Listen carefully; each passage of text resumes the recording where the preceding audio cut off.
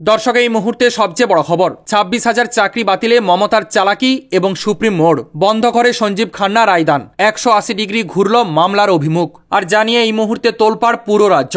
হ্যাঁ দর্শক, এই মুহূর্তে সবচেয়ে বড় খবর এবং পরবর্তী গুরুত্বপূর্ণ খবরগুলো সবার প্রথম পাওয়ার জন্য অবশ্যই চ্যানেলটিকে সাবস্ক্রাইব করে রাখুন এবং যুক্ত থাকুন আমাদের সাথে।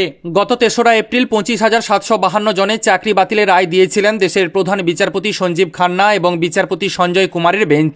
সেই রায়দানের 4 দিনের মাথায় সাময়িক সুরাহা চেয়ে মিসলেনিয়াস অ্যাপ্লিকেশন করেছিল পশ্চিমবঙ্গ মধ্যশিক্ষা পর্ষদ। কিন্তু প্রধান বিচারপতি খান্নার নির্দেশ ছিল চলতি মে মাসে বিজ্ঞাপন প্রকাশ এবং 31শে ডিসেম্বরের মধ্যে নতুন করে নিয়োগ প্রক্রিয়া সম্পূর্ণ করার। এই পুরোটাই সেরে ফেলতে হবে। আগামী 13ই মে তিনি অবসর নিচ্ছেন, তাই হাতে আর মাত্র 6 দিন। তার অবসরের পরেও রায় পুনর্বিবেচনা শুনানি হতেই পারে। তবে রাজ্য চায় বিচারপতি খান্না পদে থাকাকালীনই যাতে এই ব্যাপারে একটা সুরাহা হয়ে যায়।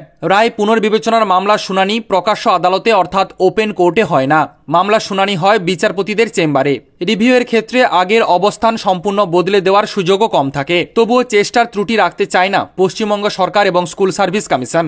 সুপ্রিম কোর্টে রিভিউ পিটিশন খারিজ হলে শেষ চেষ্টা কিউরেটিভ পিটিশনেরও সুযোগ রয়েছে। নতুন নিয়োগ না হওয়া তথা চলতি শিক্ষাবর্ষ শেষ না হওয়া পর্যন্ত চাকরি হারাদের সবাইকে বহাল রাখা হোক, এই ছিল রাজ্যের আর্জি। সেই আবেদনে আংশিক সাড়া দিয়েছিলেন প্রধান বিচারপতি সঞ্জীব খান্না।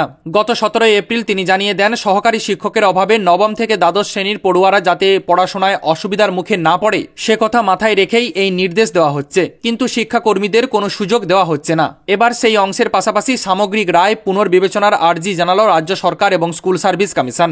আচমকা চাকরি চলে যাওয়ায় স্কুলের পঠন পাঠন এবং প্রশাসনিক কাজে প্রভাব পড়ছে। তাই 26,000 শিক্ষক শিক্ষাকর্মীর চাকরি বাতিলের রায় পুনর্বিবেচনার আর্জি জানিয়ে সুপ্রিম কোর্টে আবেদন করল রাজ্য সরকার এবং স্কুল সার্ভিস কমিশন। 2016 সালের নিয়োগ প্রক্রিয়া, ফলে এতদিন চাকরি করার পর আচমকা তা হারাতে হলে সামাজিক প্রেক্ষিতেও তার প্রভাব পড়ে। তাই যোগ্য শিক্ষকদের বাছাই করে যেভাবে আগামী ডিসেম্বর পর্যন্ত কাজ চালিয়ে যাওয়ার সুযোগ সুপ্রিম কোর্ট করে দিয়েছে, একইভাবে শিক্ষাকর্মীদের ক্ষেত্রেও অন্তত সেই রকম কোনো উপায় বের করার আর্জি করা যায় কিনা তার আর্জি জানানো হয়েছে বলেই খবর। চলতি মে মাসের মধ্যেই বিষয়টি স্পষ্ট করে নিতে চায় রাজ্য সরকার।